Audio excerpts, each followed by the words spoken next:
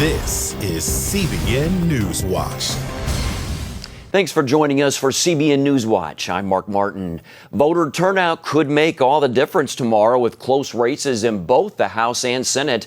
President Trump is campaigning up to the last minute, talking economy and immigration.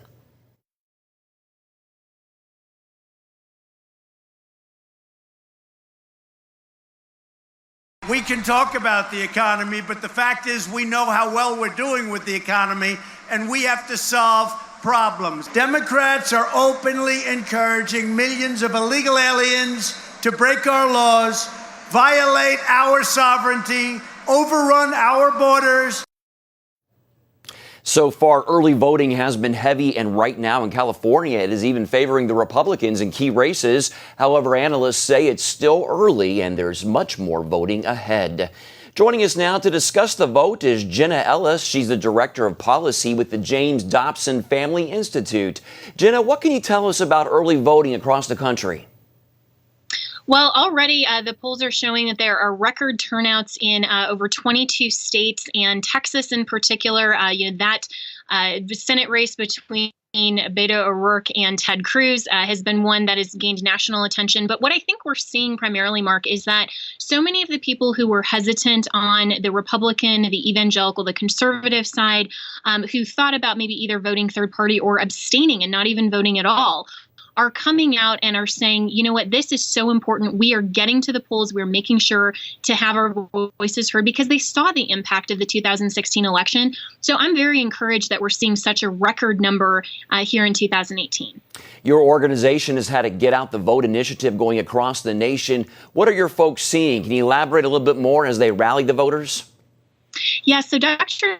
has really been strongly encouraging every evangelical Christian to get out and vote because this is the most important midterm election he has said throughout his lifetime. And we're seeing that because of the sanctity of life issues, the protection for religious freedom, and making sure that we can preserve and protect family values for generations to come. And our constituents have just given us some overwhelming response about how they are praying, they are engaging, and they are getting out and voting. And so we've been very encouraged to see that so many people are responding to Dr. Dobson's message and they are getting out and voting.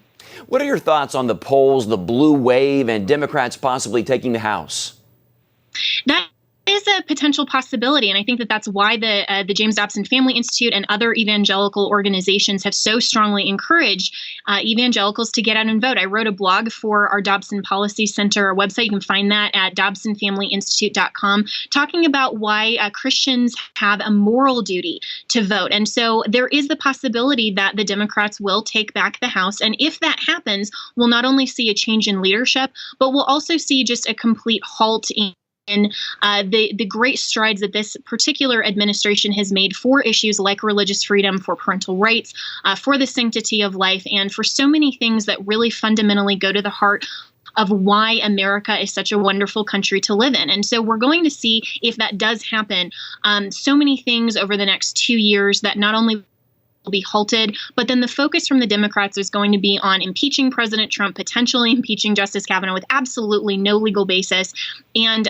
really putting forward a progressive leftist agenda that is not going to be helpful for families in America. So hopefully people will be encouraged to just see the differences between the parties and get out and vote. And again, the Dobson Policy Center hasn't encouraged a particular candidate or endorsed a particular candidate. We've just shown and identified and highlighted the major differences between the two political parties. Now, you've already talked a lot about why the election in particular is so important. Are there any ballot initiatives affecting families that you are watching right now? Well, we're watching very closely all of the states as well as of course, the federal elections. But this isn't just about the federal elections. Of course, it is important, as we've already talked to the House, to the nation as a whole. But everyone needs to recognize that there are very important ballot initiatives every single election in your state and local ballot. Here in Colorado, we have several potential constitutional amendments. We have some propositions. We have initiatives that are on the ballot. Everyone needs to take the time in their local state and community to engage and be informed and say, how is this going to impact my family? Because every law, every single person we put in office is going going to shape our community somehow, and that will touch and concern you locally, and it will touch and concern America nationally. So everyone needs to be aware of what's going on in their state and local community, not just nationally. All right, Jenna Ellis with the James Dobson Family Institute. Thank you for your time, Jenna. Thank you so much, Mark. All right. Robert Donachie, White House reporter with the Washington Examiner, joins us now with more on the election. Robert, thanks for joining us. Thanks for having me. As you are monitoring the election across the nation, what are voters' biggest concerns? So the biggest concerns for Republican voters are immigration and the economy. So that's what we're seeing President Trump doing right now. He's going out every evening. He's talking about the economic numbers. He's talking about the unemployment rate. He's talking about how many jobs they're creating and things like that. But he's also bringing up some serious wedge issues here. He's bringing up the border wall. He's bringing up sanctuary cities. He's bringing up the 14th Amendment, as we saw last week, which kind of caused a lot of waves. But when you look at, Republican constituents, 60% of them, more than that, immigration is one of their top issues, the economy. If the president and Republicans can continue to hammer this in the last 24 hours, I think it could give them a boon. Has the immigration debate helped or hurt the president and Republicans? I think it's hurt. I think it's helped overall Republicans this cycle. Like I just said, if you poll them, number one or number two, the issue is immigration. It's either the economy or immigration. So obviously it's helping them. It helped fuel the rise of Donald Trump in 2016 and helped fuel the rise of a Republican-controlled House and Senate. What would you say are the biggest concerns for Democrats? What are they monitoring the most right now? Democrats are having a little bit more of a difficult time trying to figure out what their message is. They are anti-Trump. They're anti his immigration plan, anti the Republican tax cuts, anti most of what Republicans have done this cycle. That is really what they're rallying around. It seems to be bringing out young voters, bringing out people who are pretty hardline Democrats. In terms of their messaging, they're just mostly the party of anti-Trump. The issues that they care about more, I think, are just taking control of the House and trying to impeach the president if they do take control of the House. And that brings up my next question. How likely is it that Republicans will lose the House, and how will that change the political landscape over the next 2 years if that would happen? I'd say I'd give it an 80% chance or more that Republicans lose control of the House. Right now we have 39 toss-up seats. I think Democrats have something like 202 locked in. Republicans about 192. While that's a pretty big number, about 40, you can give or take and flip some numbers there. I'd say that Democrats conservatively take about 26 to 30, with the possibility of picking up even more. What are your thoughts on this midterm really being a measure of how well the president is doing and a barometer for him heading into 2020?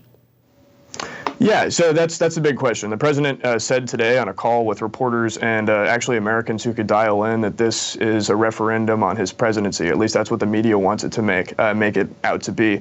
Typically, midterms are, especially in the first year of our first 2 years of a presidency. I'd say that the president is trying his best out there on the trail to make sure that Republicans maintain a House and the Senate. Voters are going to make out whatever they feel is this a referendum or is it not? Typically, it will be, and I think we'll see how it plays out in less than 24 hours. Okay, Robert Donachie with the Washington Examiner. Thanks for your analysis. Thanks for having me. CBN News senior political correspondent David Brody is traveling with Vice President Mike Pence as he's out for last-minute campaigning. We're going to have his interview with Mr. Pence on tomorrow's 700 Club on our CBN News app, at cbnnews.com, on the CBN News channel, and across social media. Be sure to watch for it. Lots of ways to find that interview. Well, depending on who's talking, you're hearing everything about a blue wave to a blue blip and even a red tsunami. Mark Taylor, author of the popular book, The Trump Prophecies, believes Republicans will retain both the House and the Senate. Go back to 2016 to the presidential election. All the fake news, the pundits, the polls were all wrong, as we found out. It was just the exact opposite of what they were saying. So the same thing is going to happen here. There will be no blue wave. A lot of people are talking about a red wave, but it's actually going to be a red tsunami, is what the Lord is showing me. Prayer intercessor Mary Colbert has been hosting the national prayer movement leading up to the midterms, with people praying in every state. She believes the midterm elections are going to be as big of an upset as 2016. God's about to do exceedingly abundantly above all we could ask or think. This is going to be a red tsunami. The people are energized, the people are excited, and it's because they want to do their part, not just for this country, but as a voice representing the Holy Spirit in the earth right now. It's going to be huge, huge. And both Colbert and Taylor encourage Christians to vote. Well, the talk heading into the election has been heated and divisive. What role does national media play in it, and are they playing fair? That when we come back.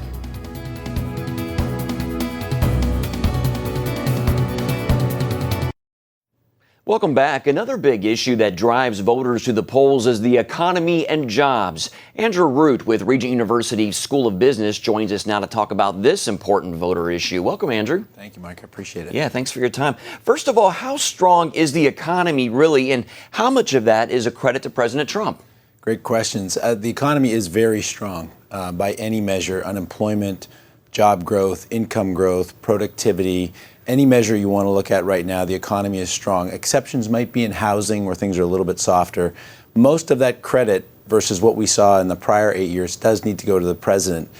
The reason is he has engaged in regulatory reform and fiscal reform. People know about the taxes, but the regulatory side of the changes have been very significant to getting business productivity going and really freeing up business investment. So the acceleration we've seen in the growth rate and the state of the economy today really is attributable a lot to what's happened in the last couple of years with fiscal policy.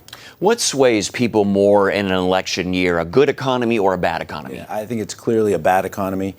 People are much more averse to pain and loss than they are to gains. I think the economy had been growing into the 2016 election, and yet there was still a desire for change that superseded what was going on with the economy. Right now, though, the economy is better than it was, so it will be somewhat motivating to people, but it's not quite as motivating as if the economy were actually in recession at this point. How long will this expansion last until we could see possibly another recession? Yeah, that is an excellent question. That is really up to the Federal Reserve. What's been happening in the last month or so is that the stock market, which is a leading indicator, has been much more volatile.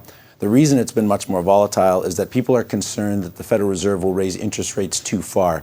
And for people who are getting a mortgage, for people who have Capital One or Discover as their credit card provider, they realize that credit has gotten tighter in the past month, and that's going to lead to a deceleration in the economic growth rate coming in the first quarter of 19. That doesn't mean that we have to go into recession. The natural state of the U.S. economy is growth. It grows much more often than it shrinks. Having said that, if the Federal Reserve does continue to raise interest rates all the way through 2019 as they have advertised, then there's a reasonable chance we would have a recession in the second half of 2019. If they become more data dependent, if they just follow what's happening in the economy and what they're reading with people, then I think this expansion can go on for a long time. Well, let's break this down in practical terms. How has this stronger economy affected the paychecks of people? Yeah, and that's really where I think probably from the perspective of the election, that's the most salient issue. Right now you've got income growing 3.1% year over year. That's the best result for individual paychecks since the financial crisis in 2008. So individuals are feeling more cash flow, they're feeling more discretionary income than they felt in over a decade. Let's talk tariffs now. There's been talk that these new tariffs by President Trump will hurt the nation. What are your thoughts on the tariffs? Yeah, I think in general, tariffs are akin to a tax increase in that the cost has to get passed through somewhere, but there are benefits to tariffs. In the early 1980s, President Reagan instituted quotas for foreign automakers. That led to what is now a pretty robust manufacturing sector for foreign automakers in the U.S. So the long game in tariffs can be a little bit more beneficial. And I think capital markets give the president some leeway on that. I think the uncertainty in general, though, is something that gets priced in capital markets. So while we're in this period of uncertainty and negotiation, that is going to cost a little bit more to raise money. That will cost a few basis points of growth off the economic growth rate. But overall, it's nothing nearly as important as what's going on with the Federal Reserve and fiscal policy. Well, people at home want to know if these tariffs are going to help or hurt American jobs. Can you talk about that? I think from the perspective of manufacturing jobs, it probably helps. I think from the overall perspective of, does it cost me more to buy things that are imported from other countries? Yes, it will. at the margin. Does that mean a little bit more inflation, a little higher interest rates? Yes. That's kind of something that's not that tangible to people. I think if you work in an industry where you're absolutely being disadvantaged because of unfair trade practices, I think you probably feel like what's being done right now is the right thing. Yeah, so he talked about, evening the playing field as far as when it comes to trade. Mm-hmm. So in essence, this is him keeping a campaign promise? Yeah, and I think the easiest way to understand how fair or unfair the current trade system is all countries except for the U.S. want it to stay the same. So that should give you some indication that actually it is true that the U.S. has generally been more lenient with its trading partners in order to help those people become more thriving economies, and ultimately that helps the U.S. At this point, these economies don't really need our assistance, and so leveling the playing field, which is what the president would say is the right approach. I think all that ends up happening in practice is it gets a little less uneven toward the U.S., which, as dynamic as the U.S. economy is probably all that we need. Okay. All right, Andrew, thank you so much for your time today. Thank you. All right. Well, Iranian protests, U.S. sanctions against the Islamic nation once again. What does it mean for their country, the world, and America? That's still ahead. There are mass protests in Iran over the United States reimposing sanctions on the Islamic nation. The sanctions target Iran and the countries that trade with it. Iranian President Hassan Rouhani has vowed to sell oil and break the sanctions. The country is already in the middle of an economic crisis, with its currency trading at the rate of 145,000 to $1 US. CBN's senior international correspondent George Thomas is with me now. Welcome, George. Thank you. Yeah, well, this latest round of sanctions is by far the most significant, right? It is. Pretty much it's a second round of sanctions since the United States pulled out of the controversial Iran nuclear deal that was signed by the previous administration back in 2015. In essence, the second round, Mark, goes after about 700 Iranian-linked individuals, entities, companies, including major banks, oil exporters, shipping companies, aircrafts, vessels. In total, Mark, in the last 2 years, over 900 Iranian entities have been slapped by these crippling sanctions. Clearly, the administration is trying to send a very, very strong message to the Iranian regime. Keep in mind, the administration, President Trump, during the campaign was very, very hard on the previous administration's handling of this Iran nuclear deal. He thought it was a rotten deal from the get-go, and he's using this time and the new round of sanctions to, in essence, create a new deal. Whether that is in the works is still to be known. Well, we need to mention that the Trump administration is giving exemptions to 8 countries to continue importing Iranian oil. Do we know who is on that list and why the White House is doing this? Yeah, and I think to our viewers, you'll probably be surprised to say, wait a minute, I thought this was all about crippling sanctions. Why are we allowing Iran to continue selling its oil? Keep in mind, the oil industry is at the crux, at the heart of Iranians' economy. So here's what we understand. As you mentioned, there are 8 countries that the United States, that the White House has exempted from this deal. The 8 are following: China, India, Greece, Italy, Turkey, South Korea, Taiwan, and Japan. An important note here is that this deal for them, this exemption, will run out in the next 6 months. According to Secretary of State Pompeo, who said this morning, the idea here is that it would give countries like India, keep in mind, India is the second largest importer of Iranian oil. China is number 1. The idea for this White House is to allow some of these emerging countries to not suffer such a blow from potential sanctions against them. So they've given these 8 countries 4 to 6 months to get their act together, and eventually, as Secretary Pompeo said, that they would basically go down to importing 0 barrels of oil from the Islamic regime. What is the president's calculus with this new round of sanctions? The calculus with this White House is that this will force the Iranians, number one, to the negotiating table, to negotiate a whole new nuclear deal, which would in essence say to the Iranian regime, you have got to cease and desist with your nuclear ambitions. That is completely off the table. You agree to that, and we will bring you back into the global fold. Number two, I think less talked about, but it is clearly implied.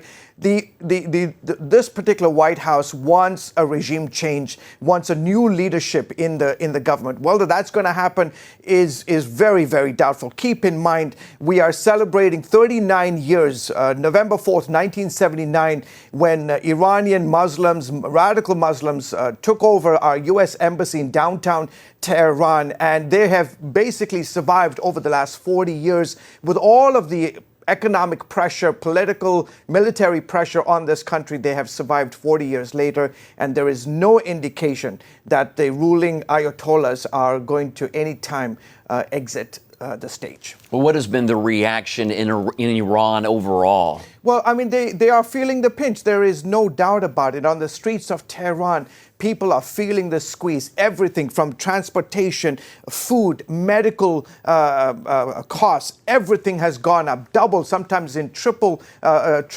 numbers. And so they are feeling the squeeze.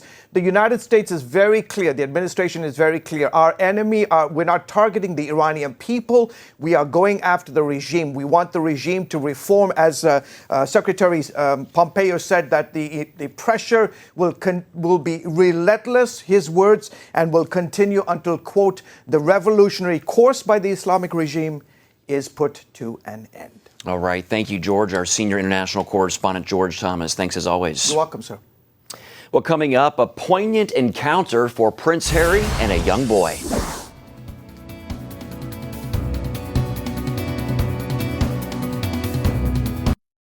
A 6-year-old New Zealand boy made a new friend when Britain's Prince Harry was recently in town.